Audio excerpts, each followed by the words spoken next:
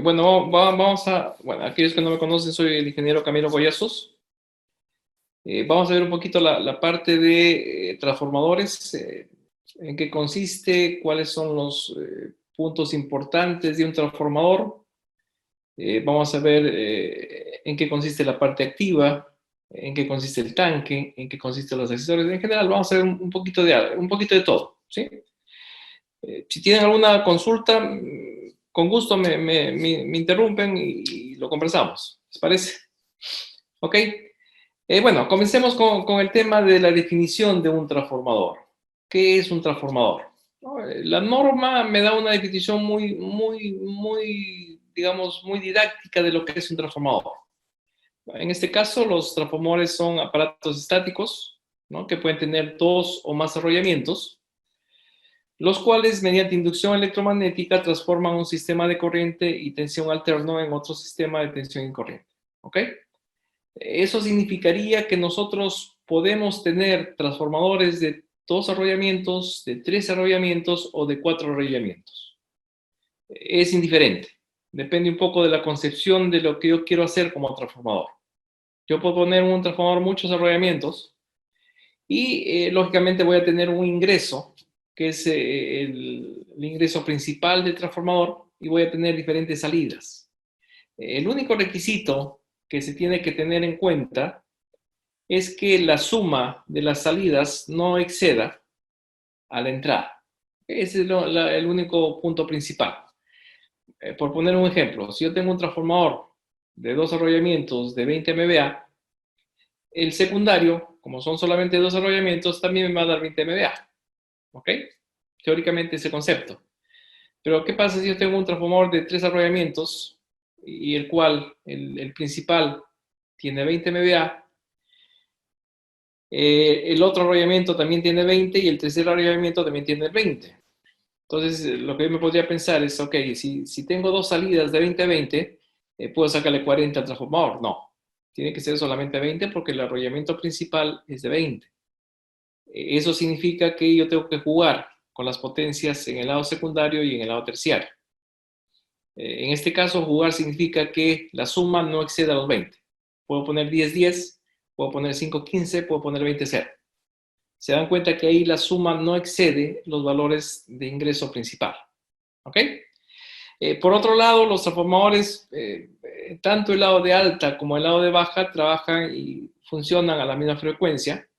Y la función principal de un transformador es transmitir potencia eléctrica. ¿Sí? Ese es el punto principal de los transformadores. ¿Cuáles son las normas que aplican para los transformadores? Los transformadores son diseñados de acuerdo a diferentes normas. La norma tiene que ver mucho con el sitio donde yo lo voy a usar. ¿Qué significa eso? Que habrá clientes que les gusta mucho la norma IEC. Habrá otros clientes que les gusta la norma ANSI. Y lógicamente uno como fabricante se tiene que adecuar a lo que el cliente le solicita. ¿Ok? Entonces acá en el país tenemos dos normas que están vigentes. Bueno, diría que son tres, ¿no? Las normas principales acá son la IEC la 76, que es una norma europea. Tenemos la ANSI, la C57.12.00, que es una norma americana. Y tenemos la norma técnica peruana. Antes, si mal no recuerdo, había la norma ITINTEC. La norma ITINTEC es reemplazada por la norma técnica peruana. Ok, entonces, esta norma técnica peruana, si ustedes se dan digamos, el lujo de revisar en qué consiste esta norma técnica peruana, se van a dar cuenta que esta norma técnica peruana es una copia de la IEC. ¿Ok? Entonces, si lo vemos en cristiano, podríamos pensar que acá en el país manejamos dos normas muy diferenciadas, la IEC y la ANSI. ¿Quién usa qué norma en su determinado ámbito? Es lo que vamos a conversar un poquito. La norma IEC lo usan mucho las distribuidoras, lo usan las generadoras. ¿Ok? La norma ANSI es preferida por los mineros.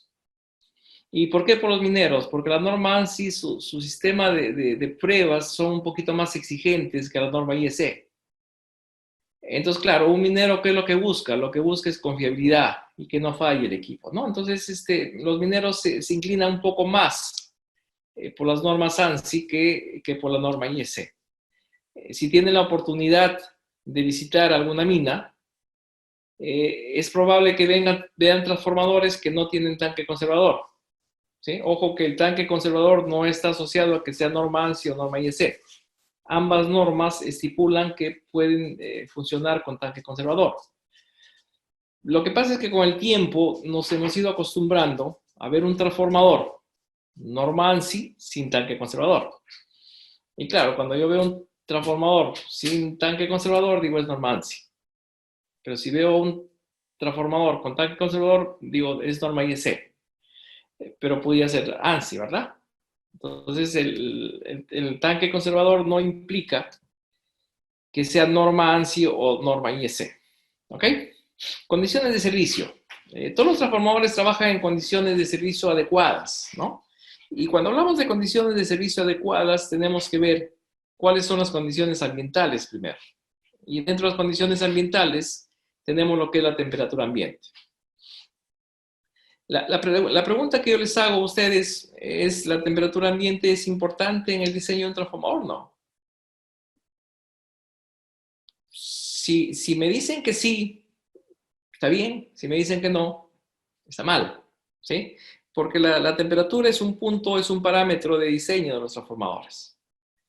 Los transformadores son fabricados de acuerdo a los estándares. Digamos, vamos a trabajar un poquito con la IEC para entenderlo mejor. Y decimos, ok, yo tengo un gradiente de temperatura en el aceite y tengo un gradiente de temperatura en los arrollamientos. Usualmente el gradiente de temperatura en el aceite es de 60 grados y el gradiente de temperatura en los arrollamientos es 65 grados. ¿Ok? Por otro lado, sabemos que los transformadores son de clase A, de acuerdo a lo que estipula las normas. ¿Y qué significa clase A? Significa que la temperatura no debe exceder los 105 grados centígrados. ¿Ok? Entonces, lógicamente, la temperatura que yo tengo en un transformador viene a ser la suma de los dos componentes. La componente del gradiente de temperatura más la componente de temperatura ambiente, ¿no? Entonces, si yo tengo, digamos, en el cobre o en el aceite 60 grados y tengo una temperatura ambiente de 40 grados, 60 más 40, estoy en una temperatura promedio de 100 grados de función del transformador. Entonces la pregunta es, ¿está bien? Teóricamente sí, porque está 5 grados por debajo de lo que estipula la norma. ¿Ok? Pero ¿qué pasaría si yo tengo un transformador que va a trabajar en un ambiente en donde las condiciones ya no son 40 grados como máximo, sino son 50 grados? Entonces yo diría 60 más 50 estoy en 110. ¿Qué me estipula la norma? 105. Por lo tanto, yo tendría que ver qué es lo que tengo que hacer para que el transformador trabaje en esas condiciones. Primera pregunta, ¿los transformadores pueden trabajar o yo puedo hacer que la temperatura ambiente baje? No, eso es poco probable, salvo que lo tenga en un sitio cerrado y le aplique aire acondicionado. Son transformadores muy grandes que en sitios cerrados es poco probable que lo puedan tener. Entonces, si no puedo mover la temperatura ambiente, ¿qué es lo que tendría que hacer? Tengo que mover la temperatura en el aceite. ¿Ok?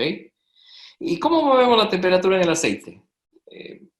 Incrementando la cantidad de elementos refrigerantes, de tal forma que la disipación sea un poco más fría y el transformador puede trabajar a unos 50 grados o 55 grados.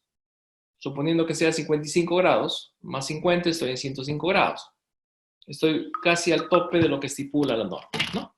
Entonces, vemos pues que en este caso lo que es la temperatura ambiente es un punto importante en el diseño de un transformador.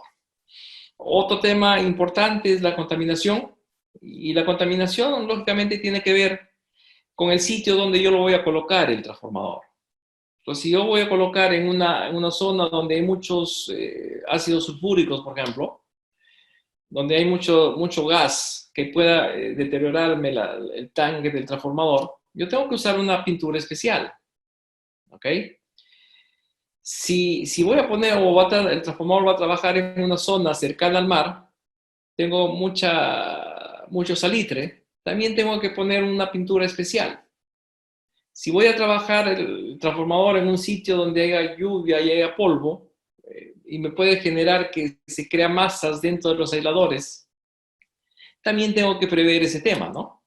Entonces, claro, ¿cómo yo preveo que no sé, digamos que la parte viva, la tierra, sea la distancia adecuada? Para eso se le conoce al término de línea fuga. La línea fuga de los aisladores es el recorrido por todas las campanas de los aisladores, ¿ok? Y si yo quisiera incrementar la línea de fuga de los aisladores, pues claro, incremento el nivel de tensión del aislador. O sea, hoy tengo un transformador de 10 kilovoltios, tengo 2 campanas, de 20 kilovoltios voy a tener 3 campanas. Entonces, claro, el aislador de 3 campanas tiene mayor línea de fuga que el de 2. Dadas las condiciones de contaminación, yo puedo optar por colocar un transformador con un borde de 3 campanas, dependiendo del nivel de tensión que yo necesite. ¿Ok? Otro punto importante en las condiciones ambientales es la altura máxima sobre el nivel del mar. La altura máxima sobre el nivel del mar es el punto más importante cuando tengamos que hacer el diseño de un transformador. La pregunta es, ¿un transformador que fue fabricado a 1000 metros podría funcionar a 4000 metros o a 4500 metros? Es probable que sí, es probable que no. Habría que analizar cómo fue construido y cómo fue diseñado, ¿cierto? El primer parámetro que yo tengo que tener en cuenta es que cuando el transformador va a trabajar por encima de 1000 metros, el ambiente en ese sitio es muy particular porque no va a refrigerar en forma igual como si trabajara a 1000 metros. O sea, su poder de refrigeración es un poco más lenta. ¿Ok? Entonces, claro, si yo tengo unas pérdidas en el fierro y tengo unas pérdidas en el cobre, tengo una cantidad de calor por disipar. ¿Y quién me disipa ese calor en el transformador? Los elementos refrigerantes. Y si arriba los elementos refrigerantes no van a trabajar al 100%, ¿qué es lo que tendría que hacer? Incrementar el número de elementos refrigerantes para que el transformador pueda trabajar a una altura superior a los 1000 metros. ¿Ok? Ese es el primer punto. El segundo punto es el delateo por altura. Los aisladores usualmente son delateados por altura. ¿Y por qué son delateados por altura? Porque en altura yo tengo condiciones ambientales particulares, ¿no? Tengo, digamos, tengo lo que es la prueba que usualmente hacemos a los transformadores, que es el BIL. ¿Ok? El BIL es una prueba que tiene que ver con las condiciones atmosféricas donde yo voy a trabajar. Entonces, claro, lo que yo tendría que hacer es hacer un delateo del BIL para que el transformador pueda trabajar a más de 1000 metros. Correcto. Entonces, yo tengo un transformador que es 10 kilovoltios, por ejemplo. La tensión de prueba es 28 kilovoltios y el BIL es 75 kilovoltios. ¿Ok? Si yo quiero que mi transformador trabaje a 4000 metros, tendría que ver cuál es mi factor de delateo. A 4000 metros creo que está en punto 67. Entonces, ¿qué es lo que tengo que hacer? Dividir 75 kilovoltios, que es el BIL, a 1000 metros, y lo divido entre punto 67, con lo cual lo tendríamos un nuevo BIL, que podría ser los 117, 118, ¿ok? Y claro, yo tendría que elegir un borde que tenga un BIL de 125, y encaja con un 20 kilovoltios, que tiene un BIL de 125. Entonces, el transformador que yo coloque a 4000 metros va a tener un bushing mucho más grande que si lo colocara a 1000 metros, ¿no? Entonces, son un poco las condiciones. Y por último, la condición final es que, como les decía, cuando el transformador trabaja en altura, ahí el aire es menos denso, tenemos más contaminantes, ¿ok? Entonces, las distancias entre las fases, entre las partes vivas también se tienen que incrementar. ¿Ok? Entonces, si trabaja a 1000 metros, yo tengo una distancia entre partes vivas de 60 milímetros, por ejemplo. De repente a 4000 metros ya no necesito 60, sino 80. Entonces tengo que separar un poco más las partes vivas. ¿Ok? Hasta acá, muchachos, ¿alguna consulta, alguna pregunta? Continuamos. El otro punto importante son las condiciones de operación del transformador. Dentro de las condiciones de operación tenemos lo que es la tensión nominal del sistema, se da en kilovoltios usualmente. Tenemos la tensión máxima del sistema, tenemos la frecuencia nominal. Frecuencia nominal es importante porque acá en el país tenemos una frecuencia de 50 Hz. entiendo yo que, por ejemplo, Estados Unidos tiene una frecuencia de 50 Hz. Entonces, acuérdense que la tensión depende de la frecuencia. ¿Ok? Entonces, cuando yo diseño un transformador, el punto principal, el punto de partida es la frecuencia del equipo. ¿Ok? Y finalmente tenemos lo que es la tensión de cortocircuito. ¿Qué es la tensión de cortocircuito? Es un parámetro que depende mucho de la geometría del transformador. Lógicamente de otros aspectos como son las corrientes también. ¿Ok? Pero principalmente de la geometría del transformador. Si el transformador va a trabajar en paralelo con otra máquina o con otro equipo, mis equipos deberían tener las mismas tensiones de cortocircuito, lo ideal. ¿Sí? Pero eso es poco probable cuando diseñemos el transformador y lo ejecutemos. Siempre hay pequeñas variaciones, ¿ok? Y debido a esas pequeñas variaciones es que la norma me da tolerancias en las tensiones de cortocircuito. La norma ANSI, por ejemplo, me da una tolerancia de 7.5%. Y la norma IEC me da una tolerancia del 10%. Le vuelvo a repetir, la norma ANSI es un poquito más exigente. ¿Ok? Mi valor es más pegado al valor real. ¿Ok? Entonces la idea es que si por algún motivo me sale diferente, los valores no se disparen y el transformador pueda trabajar en condiciones normales ambos equipos. Porque ¿qué pasaría si las tensiones de cortocircuito son diferentes? Si las tensiones de cortocircuito son diferentes, uno de ellos se va a sobrecargar y el otro se va a subcargar. Entonces no trabaja en condiciones adecuadas. ¿Ok? Luego tenemos la clasificación de transformadores según la refrigeración. Usualmente cuando el elemento refrigerante es el aceite mineral, se le conoce con la letra O. Y cuando es líquido no inflamable, se le conoce con la letra L. Si es gas, con la letra G. Si es agua, con la letra W. Si es aire, con la letra A. ¿Y cómo será la circulación del refrigerante? Tengo convección natural y tengo convección forzada. Si es convección natural, se le pone la letra N. Y si es con circulación forzada, se le pone la letra F. Entonces, cuando yo hago este esquema, tengo 4 letras. Dos de las primeras, que es para la parte interna, y 2 para la parte externa. Entonces digo que voy a tener un sistema de refrigeración ONAN. ¿Qué significa ONAN? Si es interno, ¿qué tenemos dentro del transformador? Aceite, ¿no? ¿Y aceite qué letra era? Letra O. ¿Sí? Aceite. Y si nosotros tenemos un transformador y comienza a tomar carga el equipo, ¿qué pasa cuando el transformador comienza a tomar carga? Cuando el transformador comienza a tomar carga, el aceite comienza a calentarse. Y cuando comienza a calentarse, el aceite tiende a subir, el aceite caliente tiende a subir a la parte superior del transformador. ¿Ok? En ese momento, cuando sube a la parte superior del transformador, entra por los colectores que van a los radiadores, ¿ok? Pasan por los radiadores, se enfría, el aceite se enfría y nuevamente vuelve a entrar al transformador, al tanque principal. Entonces, su circulación es natural. ¿Se dan cuenta? Entonces tenemos aceite natural. No estoy forzando la circulación del aceite. Es una circulación normal, es una circulación natural. Aceite natural. Y veamos la parte de afuera. Aire. ¿Qué tengo de fuera alrededor? Aire. ¿Sí? ¿Y el aire qué es? ¿Forzado o natural? Cuando es ONAN es natural. Entonces tengo aceite natural, aire natural. Condición ONAN. ¿Sí? Si yo tengo las condiciones ONAF, digo, ok, ONAF, ¿qué es? Aceite natural, aire forzado. ¿Y qué significa aire forzado?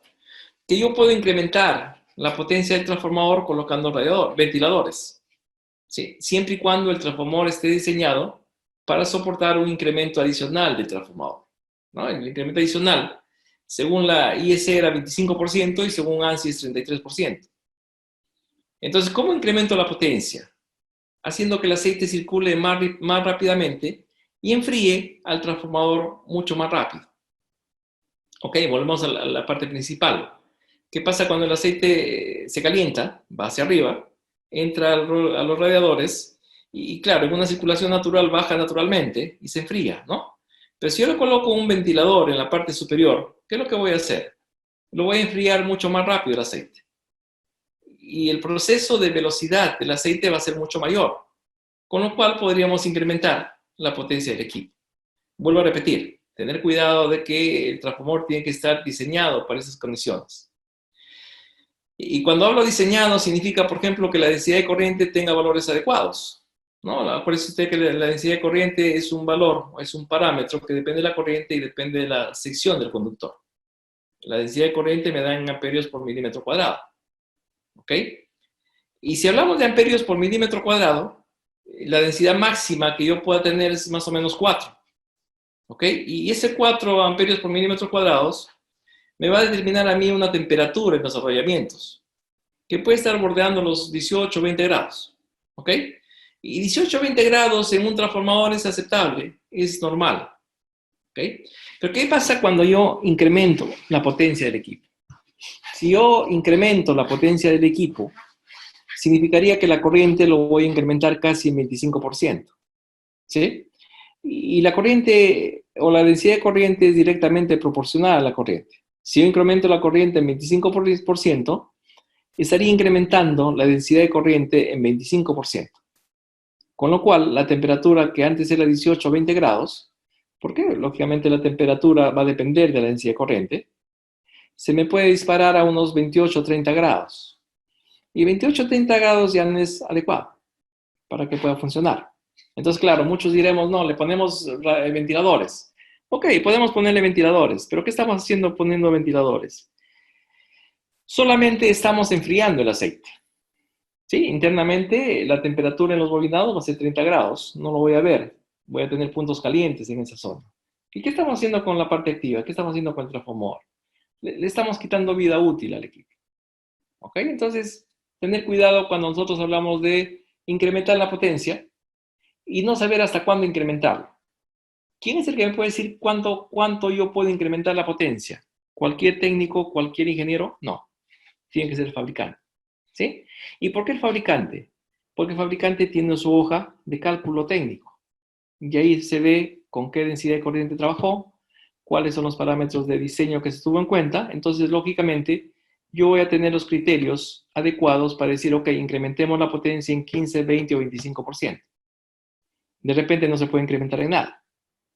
¿Ok? Entonces, cuidado a aquellas personas que en algún momento trabajan en mantenimiento y viene el de operaciones y dice, no, incrementa la potencia, ponle ventiladores. Ok, yo voy a ponerle ventiladores y el transformador va a trabajar. El transformador es una máquina muy noble. Va a trabajar por un determinado tiempo, ¿sí? Pero cuando se queme, ¿a quién le van a echar la culpa? Al mantenimiento, pues, ¿no? En la operación dice, no, yo le dije que suba la potencia, no le dije que queme el transformador. ¿Ok? Entonces, tener cuidado con ese tema. Espero que esta parte haya quedado claro. Otra condición, por ejemplo, son OFAF. ¿Qué es OFAF? Aire forzado, aceite forzado. Entonces, yo suponiendo a veces que yo tengo un transformador como cuerpo principal y tengo un banco de radiadores a una determinada distancia del transformador, por efectos de espacio, por efectos de limitaciones de espacio. Entonces digo, el aceite va a demorar en recorrer y se va a enfriar, ¿no? Entonces digo, ok, le coloco una bombita y hago que el aceite circule mucho más rápido. Aceite forzado. Entonces todo tiene su razón de ser.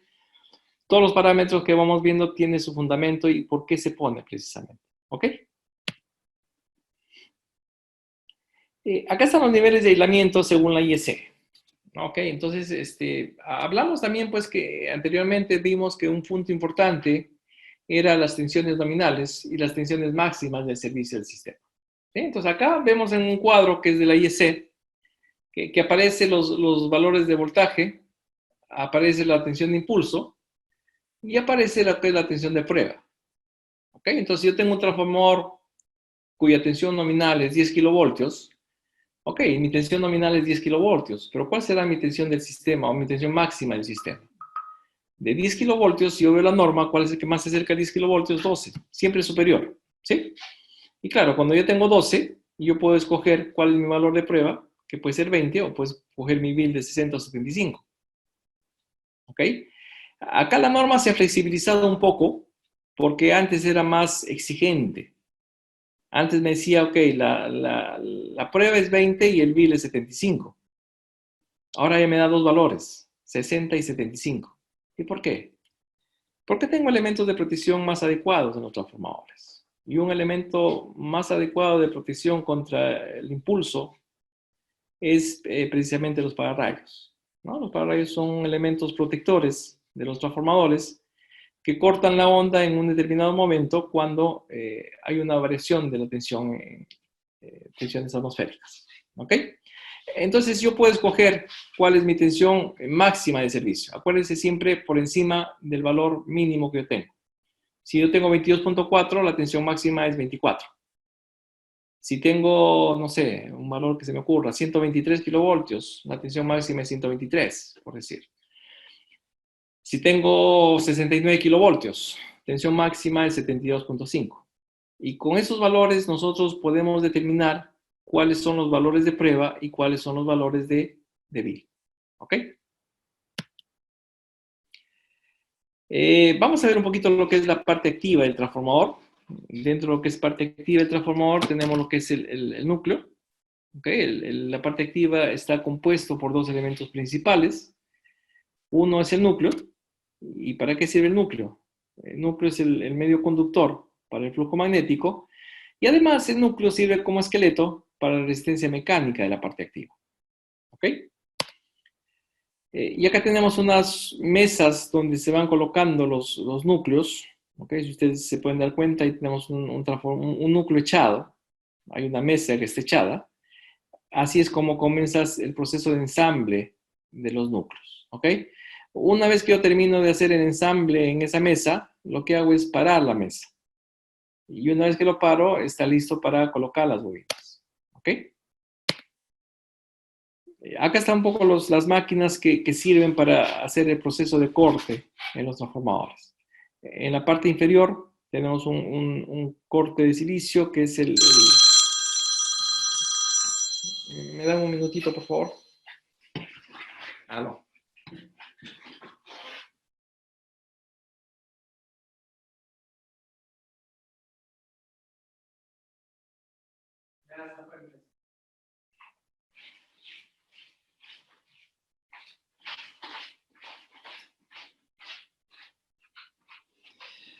A ver, muchachos, disculpen la interrupción. Ok, entonces tenemos el corte de silicio. Tenemos el corte de silicio y en la parte inferior, usualmente el silicio o fibro silicoso viene en bobinas, que puede tener más de 1 metro, puede ser 1,20 m. Entonces, lógicamente, las bobinas yo tengo que cortarlo en valores adecuados, ¿sí? Y eso tiene que ver un poco con el plan de ensamble. ¿Ok? Entonces, si yo tengo un plan de ensamble, puedo tener anchos de bobinas o anchos de bobina del fierro silicoso de, no sé, 120, 140. Depende un poco del diámetro que yo quiero diseñar. ¿Ok? Entonces, lo primero que hago es en esa máquina cortar a los valores del ancho máximo que yo requiero. ¿Ok? Una vez que ya tengo las bobinas del fierro silicoso, en la máquina superior, es una máquina ya de corte que me corta los valores que yo requiero. ¿Ok? Y con eso ya tengo el plan de ensamble de mi núcleo. Ahora, en el transformador tenemos dos tipos de pérdidas. ¿Sí? Uno son las pérdidas en el fierro y otros son las pérdidas en el núcleo. En las bobinas. ¿Ok? Y claro, nosotros en algunos casos, cuando tenemos pérdidas en el fierro, tenemos la opción de reducir esas pérdidas. Hay diferentes métodos que me permiten a mí reducir esas pérdidas. ¿Ok? ¿Qué pasa cuando yo tengo un transformador de potencia? Cuando yo tengo un transformador de potencia, o tengo una elevada potencia del flujo, hay un flujo muy grande que circula dentro de las bobinas del transformador, ¿no? Y lógicamente este núcleo, o este flujo que va a circular, va a afectar tanto las paredes del tanque como la situación interna de mi bobina, de mi núcleo principalmente, ¿no? Entonces, ¿qué es lo que hago yo para evitar este problema? Para evitar este problema, nosotros ponemos un shunt magnético en los extremos de los bloques de bobina. ¿Ok? Ahí se pueden dar cuenta, estamos colocando el shunt magnético. ¿Sí? Ahí viene una capa de aislante. Ponemos la bobina, un aislante, y tenemos otro shunt magnético. ¿Sí? Y con eso prácticamente, en cierto modo, reducimos un poco los valores de pérdidas por ese efecto. ¿Ok? Pero adicionalmente nosotros tenemos una parte activa, y si ustedes se pueden dar cuenta, esto va en una caja metálica. ¿Sí? ¿Y qué vemos ahí en esa caja metálica? Hay tensión, lógicamente, y esa tensión, ¿qué genera? Genera flujo, ¿cierto? Y si nosotros observamos el flujo que se genera, ¿hacia dónde va? Va hacia las paredes del tanque, ¿cierto? Y claro, cuando ese flujo choca contra las paredes del tanque, lo que va a suceder es que va a haber un sobrecalentamiento y por ende va a haber unas pérdidas en el fierro adicionales. ¿Ok? ¿Y cómo evitamos esas pérdidas adicionales? Colocamos unos blindajes magnéticos. Ahí estamos colocando unos blindajes magnéticos. ¿Sí? Y con esos blindajes magnéticos logramos amortiguar un poco esas pérdidas adicionales que yo voy a tener. Y podría pensar y decir, ok, no quiero usar blindaje magnético. Si no quiero usar blindaje magnético, ¿hay alguna forma de suplir ese blindaje magnético? Sí, habría una forma si es que nosotros incrementamos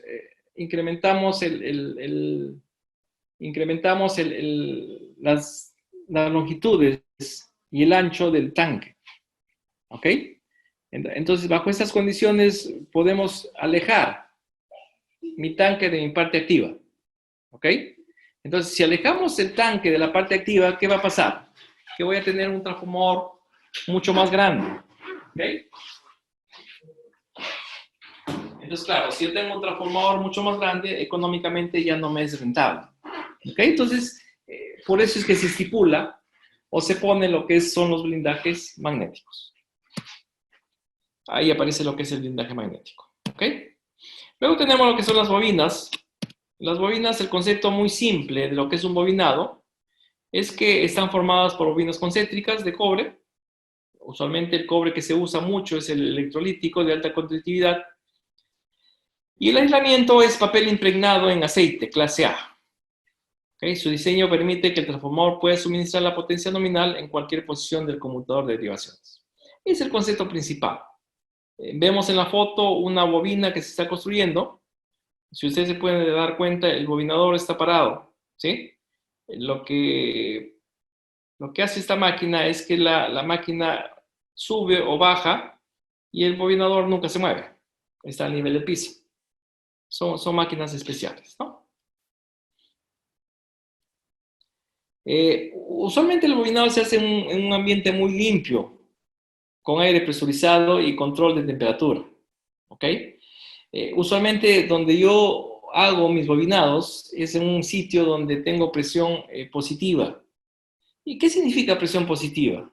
Presión positiva significa que cuando yo abra la puerta, el aire va a salir hacia afuera, porque la presión es mayor que de afuera. ¿Ok? Entonces, ¿cómo me protege a mí esa presión positiva? El polvo no entra, el polvo sale. Entonces, lógicamente, el ambiente donde se fabrican las bobinas es un ambiente muy, muy limpio. ¿Ok? Adicionalmente, dentro del proceso de fabricación tenemos el proceso que se hace con bobinadoras horizontales y con bobinadores verticales. Los verticales son de plataforma y de foso. ¿Ok? Materiales que se usan en las bobinas, ahí lo pueden ver. Tenemos lo que es el cobre, características del cobre, un alto grado de pureza, que tiene que ver mucho con la conductividad. Tiene que tener una dureza calibrada. Y claro, si tiene una dureza calibrada, tiene que ser especial y tiene que tener una soportabilidad. A ver, de la miel está haciendo una consulta. Adelante. ¿Levantó la mano alguien de la miel? No. Sí, sí, Inge, también hay otra consulta de un compañero. Dice que si las marcas WEX son muy utilizadas en las minerías. Mira, ahorita sí estamos entrando fuertemente en lo que es la minería. Tenemos transformadores suministrados a ver, ¿a dónde tenemos ahorita? A Chinalco. En Chinalco tenemos 3 transformadores de 100 MVA. en 220 kilovoltios con conmutador bajo carga, ¿ok? También hemos suministrado subestaciones unitarias que incluyen transformadores desde 13 MVA hasta 20 MVA. En Mar Cobre también tenemos el transformador principal, que es un transformador de 115, 120 MVA, me parece. En Shawindo tenemos otro transformador de 60 MVA. A Sauder también es suministrado transformadores de 60 MVA, me parece, de 69 kilovoltios. Sí, tenemos una gran gama de transformadores que se están suministrando a nivel de país, ¿no? Y claro, la marca de WEG es más conocida en motores que en transformadores, pero ya está sonando un poquito más lo que es la marca de WEG en transformadores, ¿no? ¿Cuál era la otra pregunta, Jorge? Inge, me dicen también el factor de derrateo a partir de 3.800 metros sobre el nivel del mar. ¿Cuáles serían las condiciones para aplicarlo? El factor de derrateo es un factor que lo pueden ustedes ubicar en la norma. O si ustedes entran a Google, pongan factor de derrateo y es probable que encuentren unos cuadros donde aparece. Por encima de 1000 metros comienza el factor de derrateo. Por ejemplo, a 2000 metros puede estar en punto 9. En 3000 metros, no sé, punto 8. En 4000 metros, punto 7. En 4500, punto 67. Entonces, más o menos es el factor de derrateo que te da la norma. ¿Ok? ¿Otra pregunta? Hasta ahora ninguna, Inge. Prosiga, yo cualquier duda le comento. Levanta tu mano. Perfecto. Ok, entonces estamos viendo un poco lo que era la dureza calibrada. La dureza calibrada tiene que ver mucho con la soportabilidad al cortocircuito. Y claro, ¿qué pasa si tengo un cobre muy blando y ocurre un cortocircuito? El bobinado se va a hacer papilla, ¿no? Se va a destruir muy fácilmente. ¿Y cuál es la contraparte? Que yo pongo un cobre muy duro. ¿Y qué pasa cuando tengo un cobre muy duro? Está bien, va a soportar mejor, pero el tema va a ser para el bobinador, no va a permitir hacer buenas bobinas. ¿Ok? Entonces tiene que buscar un cobre intermedio que no sea muy duro, que no sea muy blando y que pueda tener la suficiente dureza para soportar un efecto de cortocircuito.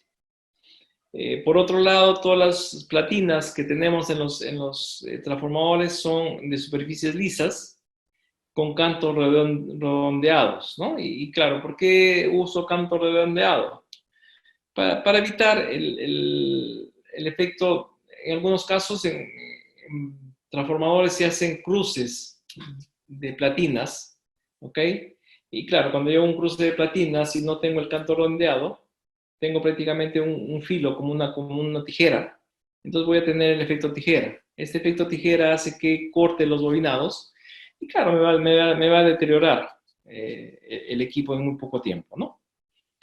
Las dimensiones con tolerancias precisas, no puedo tener dimensiones que se escapen de las tolerancias, porque definitivamente cuando yo hago un diseño, lo hago con algunas tolerancias, pero no muy grande tampoco, ¿no? Entonces, ¿qué pasa si no cumplo con las tolerancias y los valores de mi bobina se fueron? Mis distancias eléctricas se acortan. Y claro, si yo tengo distancias eléctricas más cortas, lo que va a suceder es que es probable que el transformador pueda fallar. ¿Ok? Luego tenemos lo que son las características del papel. Deben tener una óptima rigidez eléctrica, en el caso de alta tensión, óptima absorción del aceite aislante y deben tener una buena resistencia mecánica. Acuérdense que tanto el papel como el presspan deben tener las mismas características. ¿Ok? Los materiales aislantes generalmente son de tipo higroscópico. ¿Y qué significa higroscópico? Significa que el papel tiene la particularidad de asumir o captar la mayor cantidad de agua. Entonces, claro, si el papel es higroscópico, el peor enemigo del aceite es el agua, precisamente, ¿no? Entonces, ¿qué es lo que tengo que hacer? Tengo que secar lo que es la parte activa. Entonces, claro, cuando yo seco lo que es la parte activa, estoy botando todo el agua del papel aislante, ¿no? En uno de los procesos de la fabricación de transformadores es que una vez que seque la mayor cantidad de la parte activa del transformador, yo tengo que meter esta parte activa dentro de su cuba, ¿ok? y le hago circular aceite caliente con una máquina de tratamiento. Ingeniero, Cuando disculpe. comienza a hacer, dígame. Aquí tengo dos preguntas. La primera dice, ¿qué se refiere cuando habla de papel Prespan? Es un papel aislante. Es el modelo que se tiene, es un papel aislante especial. Ah, ya. Inge, la otra pregunta vendría a ser, ¿existe en el mercado algún aditivo que pueda agregar al aceite y así aumentar el rendimiento por refrigeración? A ver, si nosotros hablamos de, quieres reemplazar el aceite, tenemos diferentes tipos de aceite. Tenemos tenemos el mineral de alto factor de potencia y tenemos los aceites vegetales. ¿Ok? Eh, no hay otro elemento hasta la fecha que me pueda reemplazar en lo que es el aceite, salvo lo que son las siliconas, que no lo usan mucho, o los ascareles que ya se dejaron de usar porque eran cancerígenos. Pero como elementos de aceite tenemos, el aceite vegetal es una buena opción porque tiene la particularidad de que su grado de inflamación es muy alto. Está bordeando casi los 300 grados, 320 grados. Entonces, claro, el riesgo de incendiarse del transformador es mucho menor. ¿Ok? Y también tenemos aceites minerales de alto factor de potencia que también tienen esas particularidades. Pero claro, el tema es que estos aceites todavía son un poquito más caros, ¿no? El aceite vegetal tiene un comportamiento un poquito diferente en niveles de alta tensión.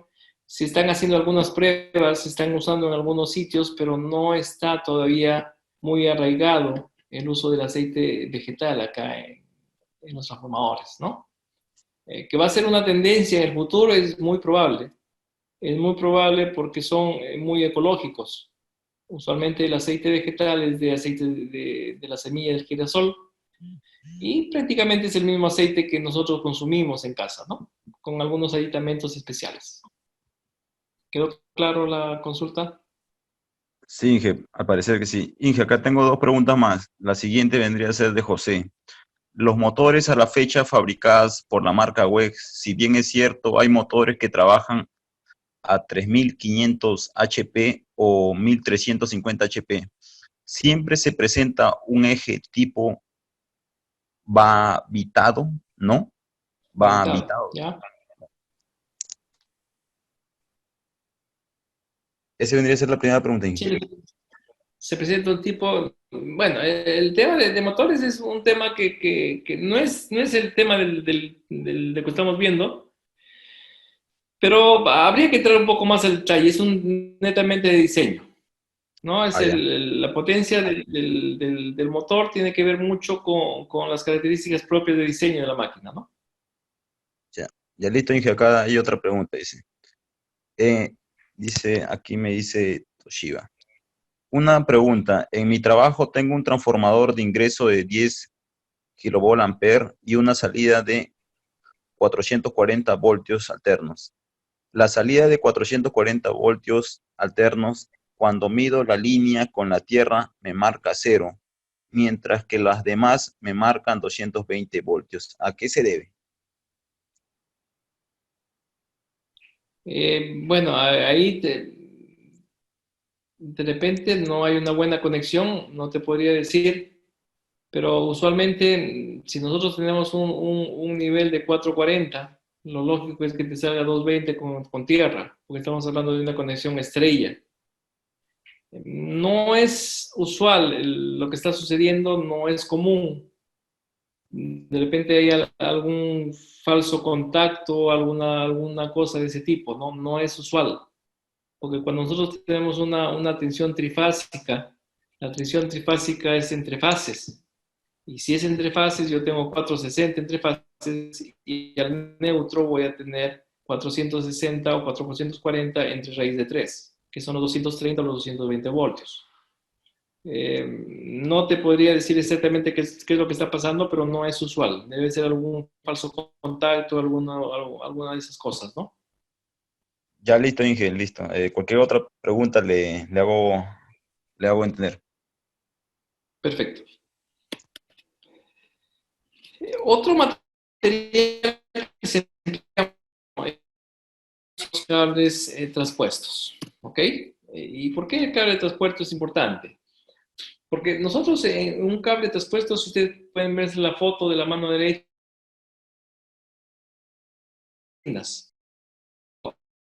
bien es cierto, parece un montón de platinas, acá observamos que solamente acá es un solo paquete, ¿cierto? Pero acá tengo un montón de platinas, ¿sí? Y acá está. ¿Y qué veo en esta acá? Por ejemplo, acá veo que hay un cruce, que aquí viene, se está cruzando esta platina que estaba arriba, lo estoy bajando, ¿sí? Entonces, esta particularidad de los cables traspuestos es que internamente se hacen los cruces. Y cuando yo bobino digamos, en el molde que yo necesito, ya no necesito hacer cruces. Entonces alivia mucho lo que es el tema de la fabricación, ¿no? Son buenos porque soportan bien los efectos de cortocircuito, me da un control de las pérdidas adicionales, me hace digamos, un recorrido adecuado de las platinas, con eso minimizo las pérdidas por este tipo de problemas que yo puedo tener y lógicamente me va a optimizar la productividad. Porque si yo antes me demoraba en un bobinado, no sé, 20 horas, de repente acá ahora me demoro 10 horas. Estoy optimizando mi productividad. Y lógicamente eso va a favor de lo que es la compañía y saca los transformadores un poco más rápido, ¿no?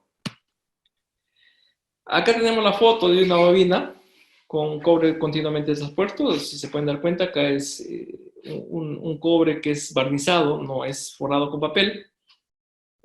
También se puede usar, no hay ningún problema. ¿Ok? Y acá hacemos una transposición, pero acá estamos usando dos cables traspuestos, ¿no? La transposición es hecha por una trenza, ¿no? Lógicamente se usa cuando hay más de un CTC en dirección radial. ¿Ok? Dentro de lo que son bobinados, tenemos algunas bobinas especiales.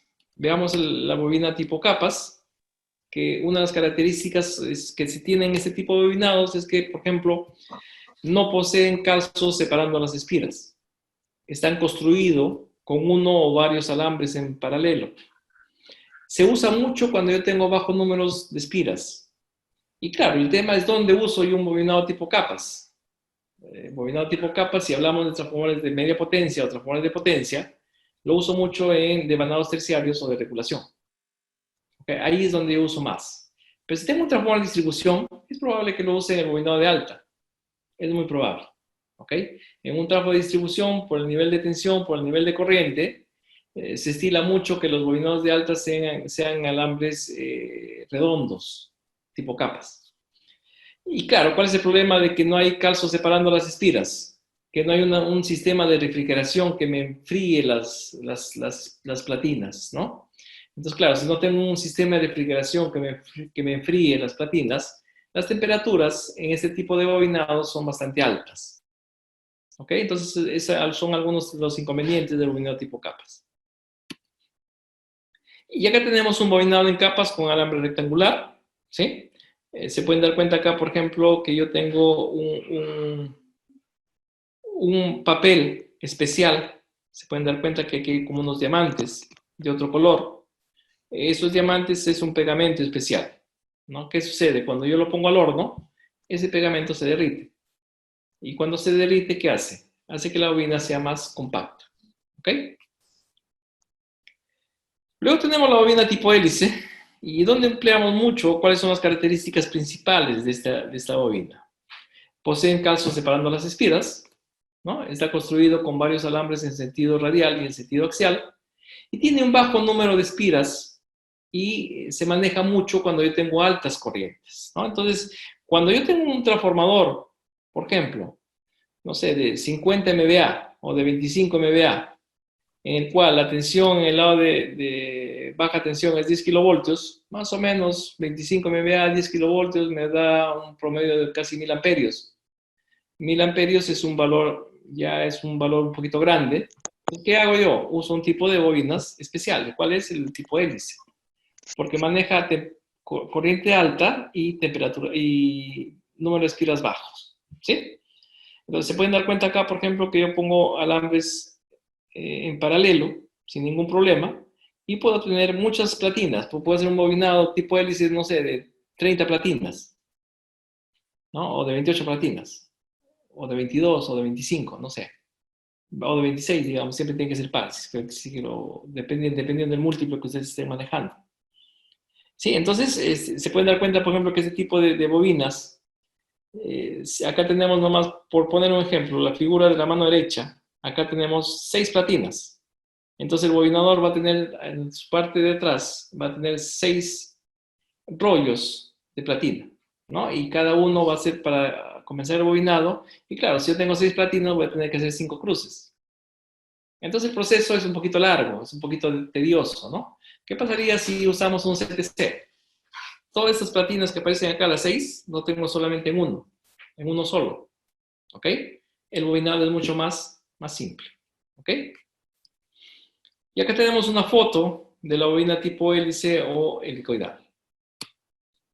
Luego tenemos lo que es la bobina de discos, ¿ok? Y la bobina de disco, acá tenemos una bobina de disco continuo con entrada central. Aquí vemos una entrada central, que una parte va para arriba y la otra parte va para abajo. O sea, en este caso va media bobina a la derecha y media bobina a la izquierda. ¿Cuáles son las características? Al igual que la bobina hélice, también posee calzos separando las espiras. En este caso es la inversa del hélice, ¿no? Acá ya tengo que usar cuando yo necesito manejar un elevado número de espiras, ¿ok? En la alta tensión. Usualmente lo usamos en media y alta tensión. Las corrientes ya no son muy altas, son un poco más bajas, ¿ok? Su fabricación es un grado medio, no es muy complicado. A nivel de diseño o de fabricación en la fábrica es sencillo, ¿ok? Y pueden ser devanados con uno o dos o varios alambres en paralelo en sentido radial, ¿sí? Nunca en sentido axial. Porque voy a decir que al ser discos yo formo unos platos de discos en la parte de las bases y voy incrementando a mis discos hacia arriba. Si yo le pongo los alambres en paralelo en sentido axial, voy a crecer hacia lo largo, ¿no? Entonces, lógicamente, no estoy cumpliendo con los parámetros de hacer un bobinado tipo discos. ¿Ok? Ingeniero, acá hay una consulta Dígame.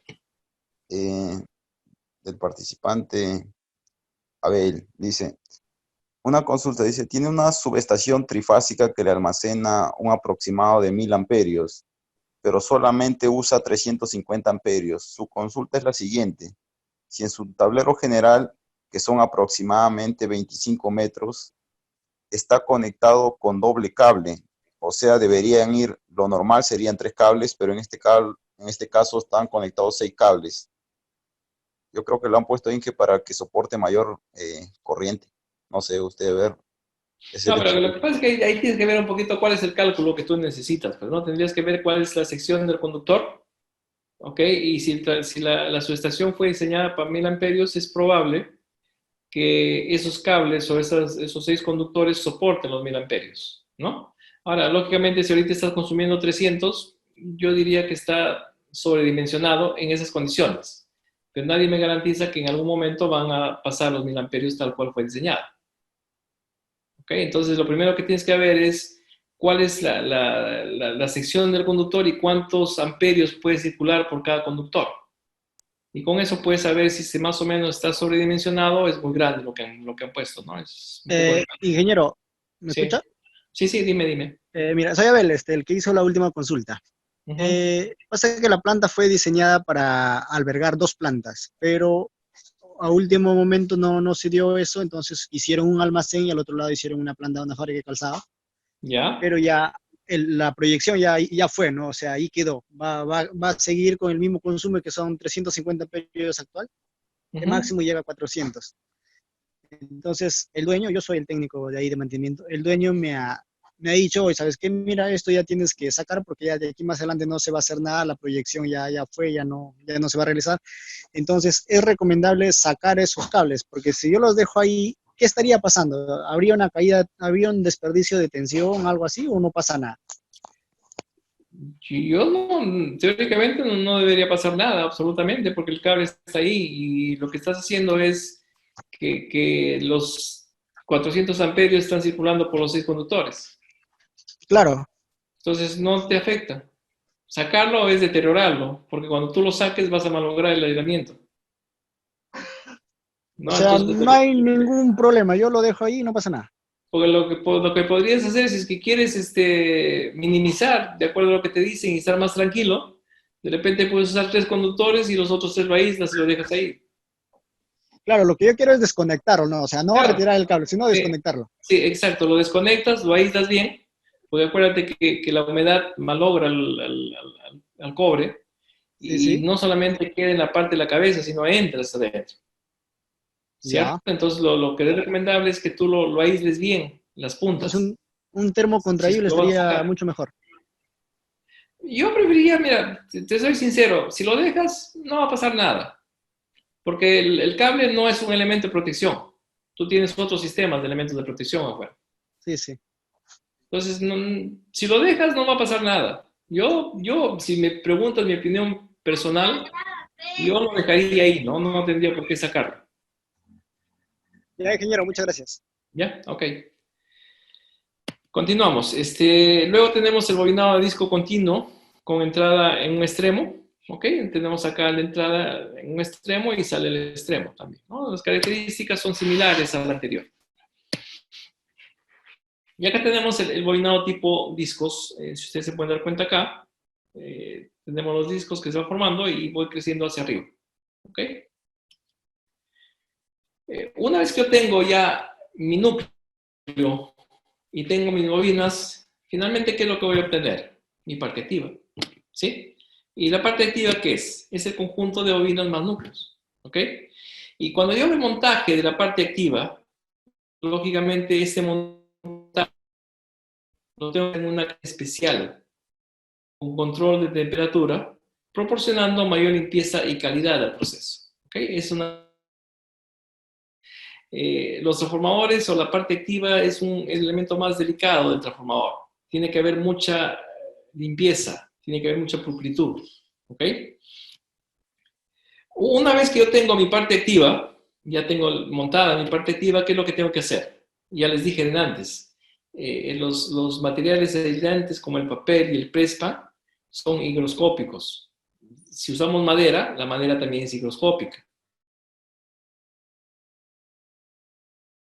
Lo tengo que secar.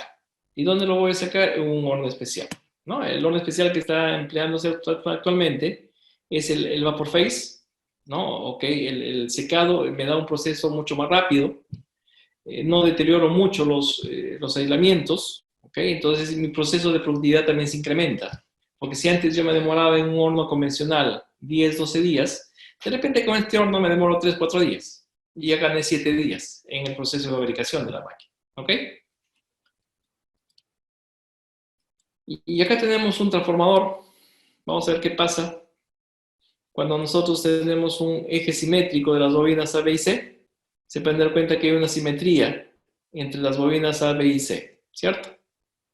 Y claro, ¿qué es lo que tendríamos que hacer nosotros para que el transformador soporte las corrientes de cortocircuito hasta que las protecciones actúen? No, acuérdense que el transformador es un elemento que tiene que soportar el cortocircuito. Y lo tiene que soportar sí o sí, pero no un tiempo muy largo. Es un tiempo muy corto donde actúan las protecciones adicionales que yo tengo. ¿Ok? Entonces, yo, antes de que actúe las protecciones, tengo que ver que mi transformador estuvo bien diseñado y bien construido. Entonces, ¿qué es lo que tengo que tener en cuenta? Que tiene que estar muy bien calculado, tiene que estar bien proyectado y bien construido. Las bobinas o los devanados tienen que estar bien apretados y ajustados. Los calzos o los separadores tienen que estar perfectamente alineados.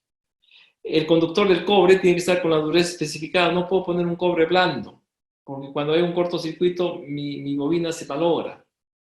¿Sí? El amarre de los discos y espiras deben estar bien firmes.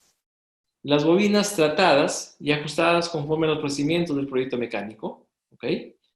Los bloques de bobinas perfectamente ajustados y con los ejes de simetría alineados, tal como estamos viendo en la figura. Se pueden dar cuenta acá que los ejes de simetría de las bobinas A, B y C están perfectamente alineados.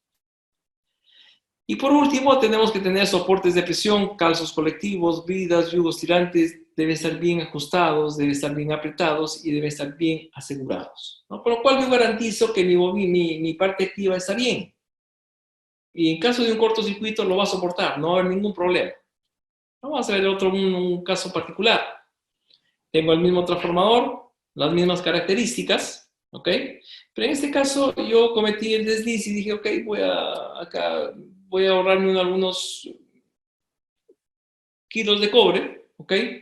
Y genero una asimetría, ¿no? Entonces, si ustedes se pueden dar cuenta, hay dos ejes que son simétricos, ¿sí? Y hay un eje que ya no está simétrico.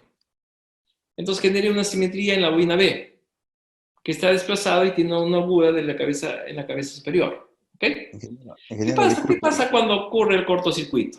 Cuando ocurre el Ingeniero, cortocircuito, lo que va a pasar es esto, pues, ¿no? Ahí tienen a su transformador. Hay unas fuerzas de compresión en la bobina, hay unas fuerzas de presión contra el yugo superior, ¿ok? Hay unas fuerzas de presión contra el yugo inferior, ¿sí? Y así queda el transformador. Si alguna vez tienen la oportunidad de ver un transformador después de un cortocircuito, una parte activa después de un cortocircuito, tengan la seguridad de que la la figura que yo les estoy mostrando acá, va a ser muy cercana a la realidad cuando ocurre el cortocircuito en un transformador real. ¿Sí? ¿Cuáles son los principales cuidados que nosotros debemos tener con la parte activa? Primero, una limpieza y ausencia de contaminación. Segunda, debe haber una correcta alineación del núcleo y verticalidad de sus piernas. Las bobinas deben ser montadas según la marcación de fases. Acuérdense que la marcación de fases tiene que ver con la norma IEC o con la norma ANSI. Las marcaciones de fases son diferentes. ¿Okay? Entonces si yo fabrico un transformador de acuerdo a las normas IEC, la marcación de fases tiene que ser de acuerdo a las normas IEC. Si fabrico un transformador de acuerdo a las normas ANSI, la marcación de fases tiene que ser de acuerdo a las normas ANSI. ¿Ok? Los aislamientos y barreras montadas según diseño. ¿Ok? Los ductos de refrigeración sin obstrucción. ¿Qué pasaría si yo tengo ductos obstruidos o tengo ductos que tienen, no sé, no dejan pasar el aceite? Voy a tener puntos calientes en esas zonas, ¿no? Y claro, yo no lo voy a ver, pero con el tiempo mi transformador se va a ir malogrando, se va a ir deteriorando. Y claro, si el transformador estaba previsto para que dure 30 años, de repente no dura 30 años, sino dura 10 años. Y ustedes dirán, ¿qué pasó con mi transformador? ¿Lo construyeron mal? Yo no diría que lo construyeron mal, de repente no se tuvo los cuidados adecuados y no me di cuenta y lo malogré mi transformador sin querer. Tuve sobrecargas, tuve sobretemperaturas, todo el transformador vaya de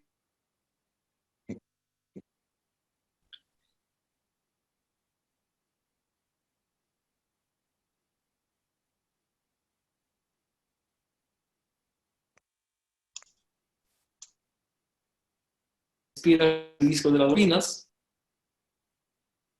de los cables, evitar cambios en las conexiones, lo ideal es que los cables sean continuos, no haya conexiones internas entre cable y cable, porque acuérdense que si yo una conexión, si pongo un conector, es un punto que no sé si estará bien en el futuro. Si yo tengo un cable continuo es más seguro que tener un cable parchado, por así decirlo. ¿Ok? Verificar las uniones soldadas, no debe haber porosidades. Verificar las uniones ponchadas o crimpadas, se debe hacer con la matriz correcta. Para ponchar algún conector tiene que ser con la matriz correcta para que pueda generar un ajuste muy proporcional a mi sistema. El cierre del yugo superior se tiene que hacer hecho sin dobleces, no debe haber golpes, no debe tener rebabas. Cuando yo corto mi fierro silicoso, las cuchillas tienen que estar perfectamente afiladas, porque si no están afiladas, esas cuchillas mal afiladas me generan rebabas. Y cuando me genera rebabas, me genera pérdidas adicionales en el núcleo. ¿Ok? ingeniero, una El pregunta. aterrizaje del núcleo, dígame, ¿sí? Acá hay una pregunta de un compañero, dice, ¿en los transformadores de potencia existe efecto corona? Si lo existe, ¿cómo podría proteger a mi transformador? Este efecto corona usualmente se da más en la parte de afuera. Lo que yo tengo en un transformador, lo que es más común ver internamente son las descargas que yo voy teniendo dentro del transformador. Y claro, el tema de las descargas parciales que yo pueda tener en un transformador lo controlo según los valores que me da la norma. En transformadores de tensiones muy bajas, de 60 kilovoltios para abajo, no tengo un parámetro de comparación para ver el tema de descargas parciales. Cuando yo tengo un nivel de tensión mucho mayor, por 138, ya la norma me da algunos valores de comparación. Un poco que por ahí lo manejamos, el efecto corona es más hacia afuera y lo que son descargas parciales es más hacia adentro. ¿Ok? Ya, listo, Inge, listo, Inge. Seguimos. El aterrizaje de las bridas tiene que ser con contactos bien hechos, ¿ok? Y así un rol de cuidados que nosotros deberíamos tener con nuestra parte activa, ¿ok? ¿Cuáles son los accesorios que se usa mucho en un transformador? Los accesorios es el conmutador sin tensión. Los transformadores están normalmente equipados con este tipo de conmutadores. Si nosotros vemos los transformadores de distribución, es muy común ver un transformador de distribución con este tipo de conmutador, ¿no? Usualmente son de 5 posiciones y casi siempre lo colocamos en el lado de alta tensión. Y el mando donde lo sitúo usualmente está sobre la tapa. Si el transformador es muy grande, le puedo poner unos mandos y el mando del conmutador lo puedo poner en una pared lateral del tanque, ¿no? A través de algunos conectores adicionales que yo pueda poner. Luego tenemos el conmutador en carga. El cambiador de tomas en carga está también montado en la tapa del tanque principal del transformador, ¿no? Acá tenemos un transformador y acá tenemos el conmutador bajo carga. ¿Dónde monta ese conmutador? Sobre la tapa, ¿cierto? El cambiador funciona en forma automática, manteniendo constante la salida de baja tensión. ¿Cuál es la función principal de un conmutador? La función principal de un conmutador es mantener constante la salida de baja tensión a pesar de que haya fluctuaciones en el lado de alta tensión. ¿Ok? Entonces, si hay una fluctuación en el lado de alta tensión y yo tengo un conmutador en vacío, ¿qué es lo que tengo que hacer? Desenergizar mi transformador, quitar mi carga y recién accionar mi conmutador. ¿Ok? Pero yo no quiero hacer ese trabajo. Entonces, yo tengo un transformador grande de 50 MVA y no quiero hacer ese trabajo. ¿Ok? Entonces, ¿qué es lo que tendría que hacer? Poner un conmutador automático. ¿Y cómo pongo el conmutador automático? Este es un conmutador que tiene un regulador de tensión. Este regulador de tensión capta cuál es el valor que está en la línea, ¿sí? Y si ocurre una fluctuación, este regulador de tensión le manda una orden a un servomotor que está junto al conmutador. El servomotor le da una directriz al conmutador, tiene unos resortes, se comienzan a cargar los resortes y en un determinado momento dispara y se pone en la posición adecuada. Esa es la función de un conmutador bajo carga. ¿Hubo la manipulación de las personas? No. Nadie manipuló. Fue en forma automática. ¿Ok? Esas son las características. ¿Qué más? El aceite. El aceite usualmente, como ya dijimos, es mineral. Ahora puede ser vegetal. No sé, es un tema que más adelante esto puede ir cambiando en el tiempo. Es probable que cambie, ¿no? Constituye el elemento aislante y refrigerante del transformador. ¿Cuáles son las características principales o más destacadas? Debe tener una baja viscosidad. ¿Y para qué? Para obtener una buena transferencia de calor. Debe tener una alta rigidez eléctrica. Acuérdense que la rigidez eléctrica es un parámetro importantísimo en el aceite. Si yo tengo valores de baja rigidez eléctrica, mis distancias eléctricas se reducen y me puede ocasionar un cortocircuito en el equipo. ¿Ok? Debe tener ausencia de ácidos inorgánicos, alcalis y azufre corrosivo para prevenir un deterioro en los aislamientos y conductores. Deben ser resistentes a la oxidación y formación de lodos. Deben ser resistentes a emulsiones con agua y debe tener un bajo punto de congelación. Estos son los parámetros más importantes que manejamos cuando tenemos transformadores en aceite. ¿Ok? Acá tenemos lo que es el sistema de conservación del aceite. Bueno, lo que yo les decía un poco, el sistema de conservación del aceite, mucho se asocia con la norma IEC. Y claro, ¿para qué sirve el sistema de preservación del aceite? En este caso, me evita que el aceite se contamine con el aire. Acuérdense que los principales enemigos del aceite son el agua y son el oxígeno, ¿cierto? Entonces yo tengo que prever que mi transformador o mi aceite dentro de mi transformador no sea atacado por ninguno de esos componentes. ¿Y qué hago? Le pongo un tanque conservador. ¿no? Y acá está el tanque conservador. Usualmente el tanque conservador se llena hasta la mitad. Y acá tengo un indicador de nivel de aceite. ¿Ok? Lo lleno hasta acá. ¿Qué pasa cuando el transformador comienza a tomar carga? Cuando comienza a tomar carga, el transformador comienza a incrementar su volumen de aceite. Y comienza a subir acá. Baja la carga, baja. Sube, baja. Este es un respiradero natural del transformador. ¿Ok? Y claro, en la parte superior yo le puedo colocar una membrana para aislar más el aceite del medio exterior. Y adicionalmente a la membrana le coloco un silica gel, ¿no? Un aparato de ese tipo, donde dentro de ese aparato va unos cristales de silica. Estos cristales de silica gel lo que hacen es capturar la humedad y no dejan que la humedad entre a mi transformador, ¿cierto? Y es el sistema de función del conservador de aceite. Y ustedes dirán, ¿y cómo funciona un transformador que no tiene tanque conservador? ¿El aceite se llenará hasta la tapa? No, porque si lo lleno hasta la tapa, cuando el aceite comienza a incrementar su volumen, va a disparar la válvula de seguridad, ¿cierto? Entonces, ¿dónde se da esa sube y baja del aceite? Se da en el mismo tanque. Entonces, yo tengo un transformador que usualmente es un poquito más alto, ¿ok? Y ese espacio que yo dejo de la parte activa hacia la parte superior de la tapa, ese espacio libre me sirve como respiradero natural. ¿Sí? Esas son las particularidades principales de la norma ANSI, ¿no? Entonces, en ese contexto, si ustedes se pueden dar cuenta, yo ya no necesitaría el tanque conservador, porque la respiración, ¿dónde lo doy? Lo doy en el mismo tanque.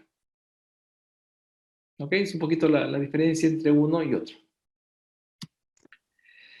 Luego tenemos los aisladores pasatapas, que son de porcelana, de material denso y homogéneo.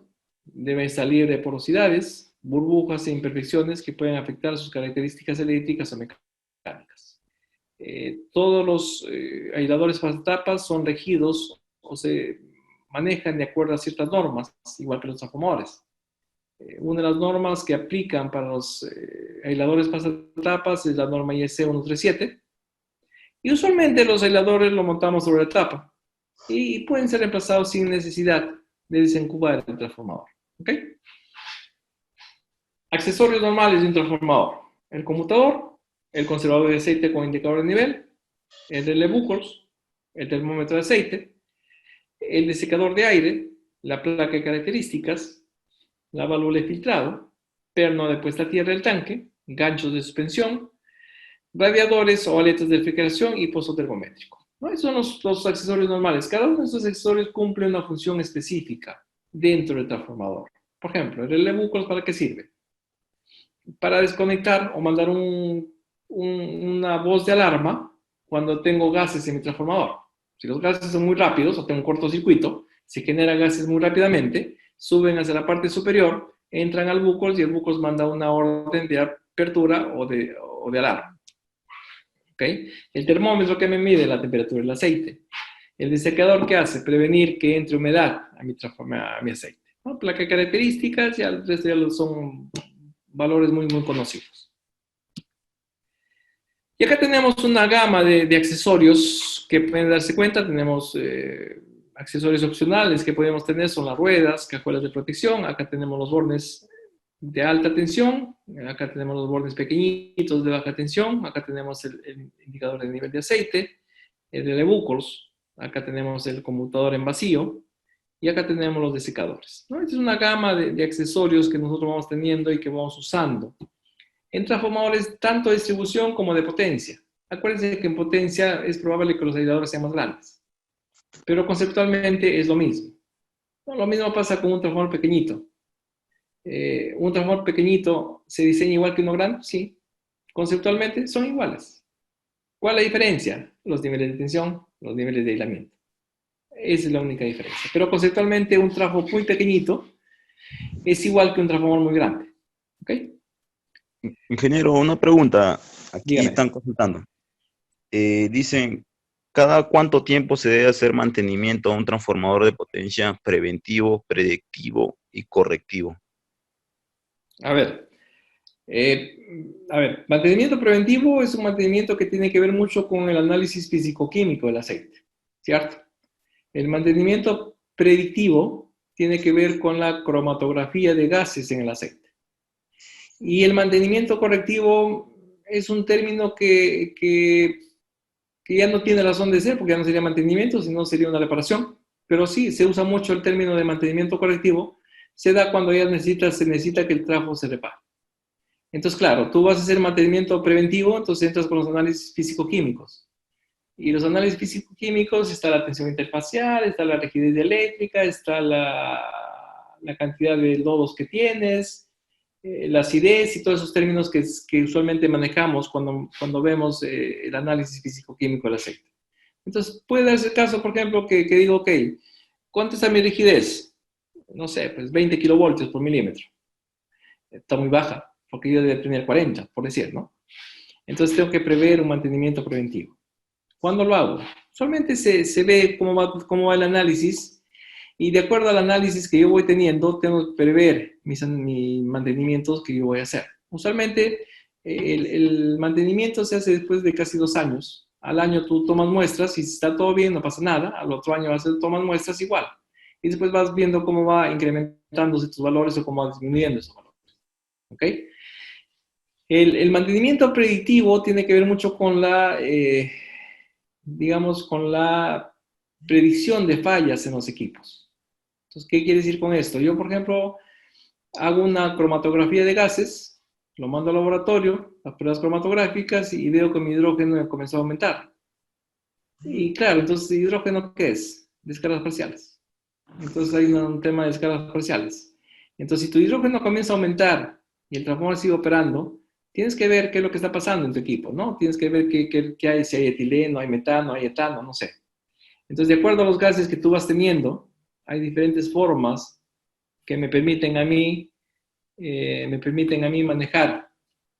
Hay diferentes formas que me permiten a mí manejar los parámetros que voy obteniendo para ver qué es lo que va teniendo mi transformador, ¿no? Si yo aplico lo que es el total de gases disueltos en el aceite, tendría, por ejemplo, que, de acuerdo a lo que me indica la norma, tengo 4 niveles de transformador. Nivel 1 que está bien, nivel 2 que está más o menos, nivel 3 que ya está mal, y nivel 4 que tienes que sacarle el servicio.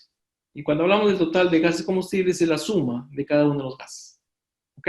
Entonces, dependiendo del nivel de gases que tú vas teniendo, yo voy viendo cómo adecuo mi mantenimiento predictivo. ¿Ok? Y el mantenimiento correctivo se da pues ya cuando ocurre una falla y el equipo se malogró y ya no hay nada que hacer, ¿no? Entonces, por ejemplo, ahí tendría que ser no sé, un rebobinado de las 3 fases, rebobinado de una fase, no sé. Y es un mantenimiento correctivo. ¿Ok? ¿Alguna otra consulta? ¿Está claro? ¿Quedó claro? Bien, continuamos. Entonces tenemos los transformadores, son probados de acuerdo con las normas IEC. Tenemos las pruebas de rutina.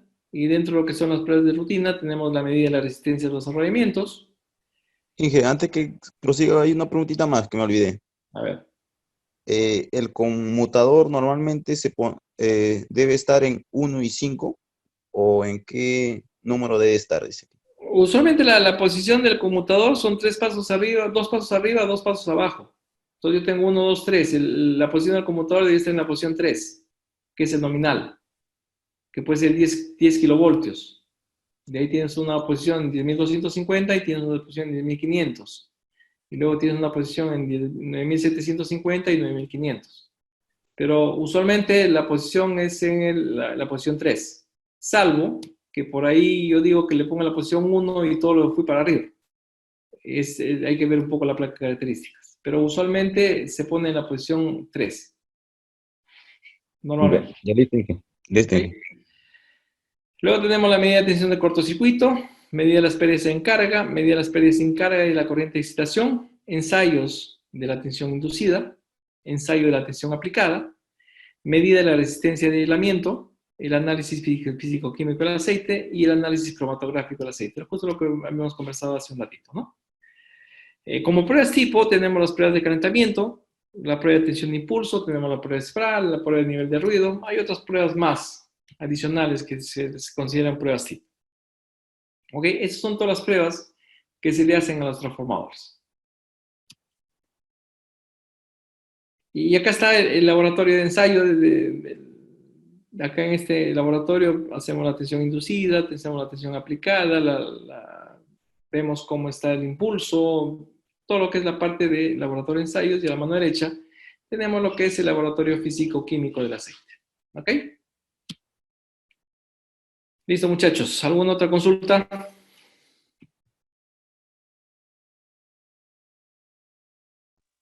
¿Quedó claro, muchachos?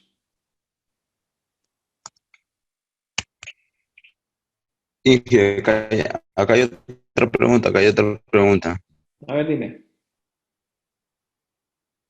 Dice, ¿qué debo hacer cuando los transformadores que pago trabajando tienen bastante sonido? ¿Cuál es, cuál es el procedimiento que debo realizar? ¿Qué mantenimiento debo acatar ahí? Dice. Bueno, el nivel O de sea, ruido es cuando un está nivel... vibrando, seguro. Sí, lo que pasa es que el nivel de ruido es un nivel natural del transformador, ¿no? Lo que sucede es que el transformador usa mucho el tema de la inducción variable en el tiempo.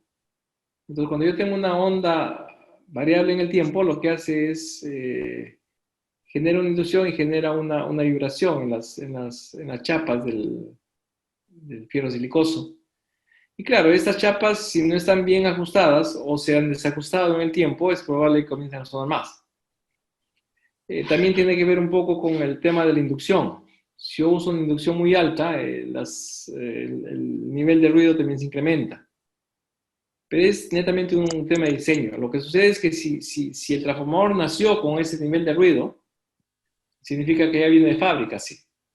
¿Sí? Si se incrementó con el tiempo, es probable que se debe haber desajustado algunos pernos que puedes tener internamente. Lo que se recomienda ahí en ese caso es sacar la parte activa y hacer un ajuste general de todo el transformador, ¿no? No hay otra opción.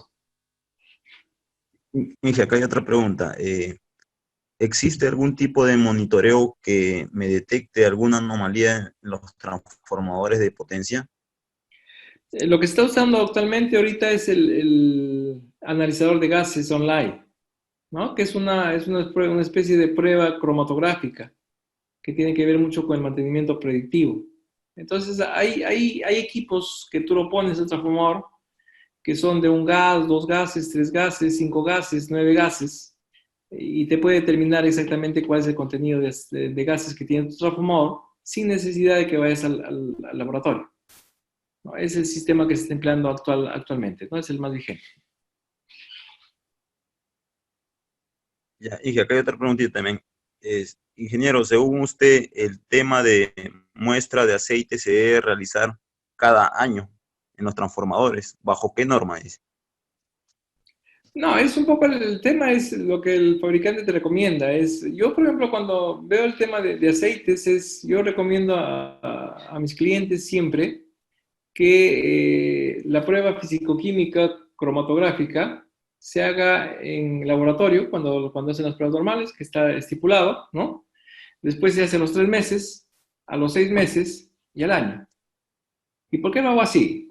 Porque con eso estoy teniendo un rol de cómo va incrementándose o cómo va moviéndose los parámetros de mi aceite. Finalmente, el que le da la vida útil al transformador es el aceite. Si el aceite se deteriora o se malogra, el transformador se deteriora. O sea, cuando yo hago mantenimiento, ¿qué hago mantenimiento? ¿A quién le hago el mantenimiento? Le hago el aceite, no le hago a otro equipo. Entonces, lo normal es que al año tú vas a ver más o menos cómo va variando tu aceite, ¿no? Entonces te puedes dar cuenta si hay un deterioro anormal del equipo. Entonces, lo usual es que algunos fabricantes te dicen, ok, el aceite al año y después a los 2 o 3 años, ¿no?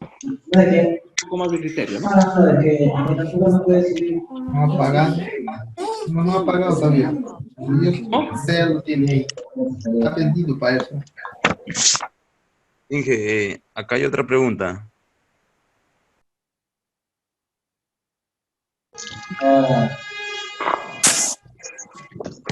Ingeniero, Sí, sí, te escucho, te escucho.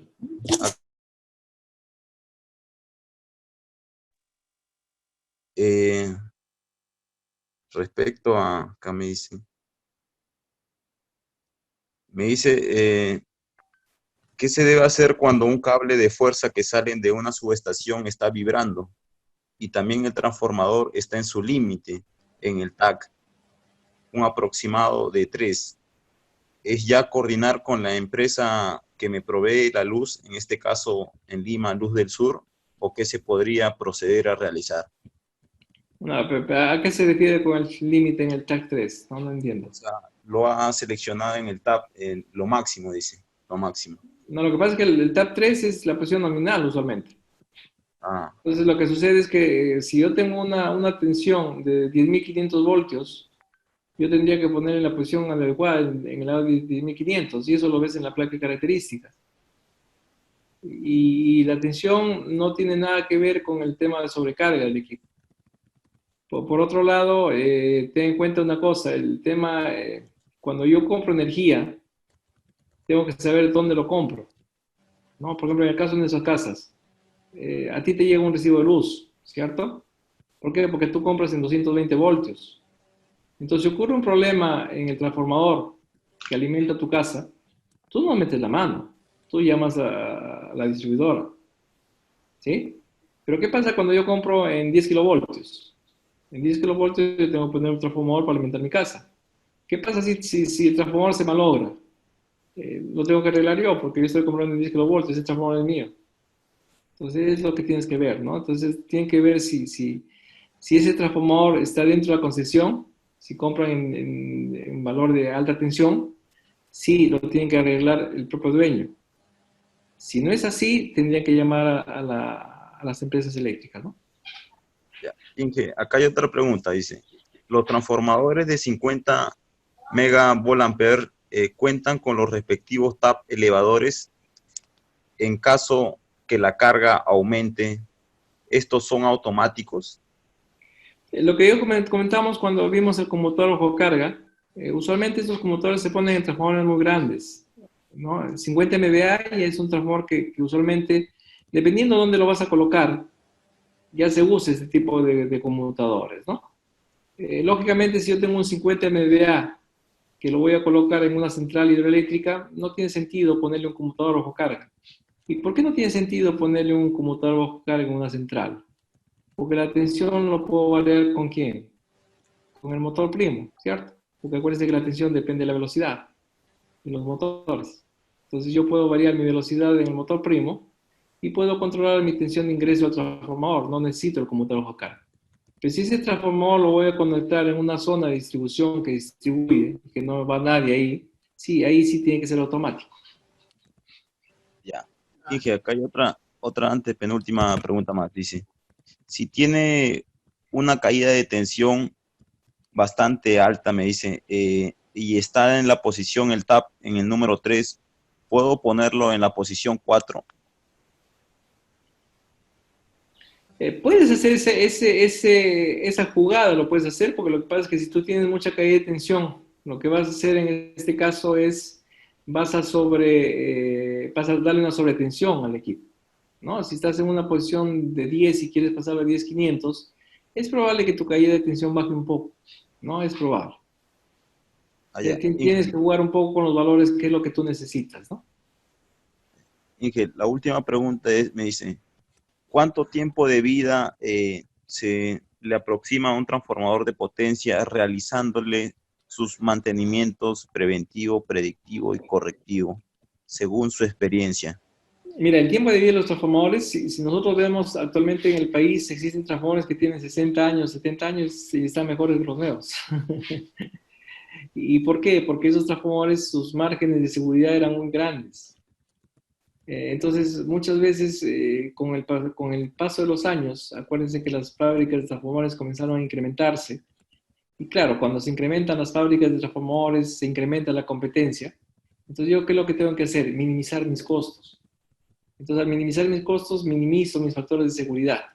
Entonces, preveo que mi transformador debe durar 30 años, más o menos. 30, 20 años.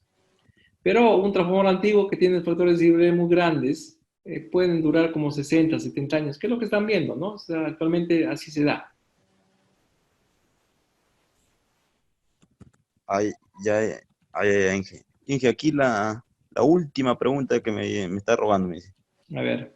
¿Si ha visto usted tipos de bobinados de la parte activa, simple, doble, etcétera, ¿En qué caso se requiere realizar un determinado bobinado y para qué determinada potencia? ¿Podría repetir la pregunta, Jorge, por favor? Dice, usted ha hablado bastante de los tipos de bobinado, de la parte activa, del bobinado simple, el bobinado doble y demás tipos de bobinados.